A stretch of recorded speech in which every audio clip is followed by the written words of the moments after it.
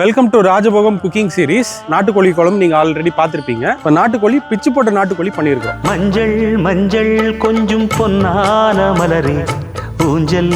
So இந்த வேக வச்ச நாட்டுக்கோழியை ஒரு பெப்பர் சாஸ் மாதிரி ஒன்று ரெடி பண்ணிட்டு இதெல்லாம் பிச்சு போட்டு அதில் அப்படியே டாஸ் பண்ணி நல்லா ரோஸ்ட் ஆகிற பதத்துக்கு ஃப்ரை பண்ணி இப்போ வந்து நம்ம அது பண்ணியிருக்கிறோம். அது எப்படி பண்றோன்றதை இப்போ வீடியோல நம்ம பார்க்கலாம். நிற்காது தீரிந்த காளையை கட்டிவிட்டு கண் சிரிக்கும் சுந்தரியே, அக்கரையும் இக்கரையும் கடந்த வெள்ளத்தை கட்டி அணை கட்டி வைத்த பைங்கிலியே, என்னில் நீயடி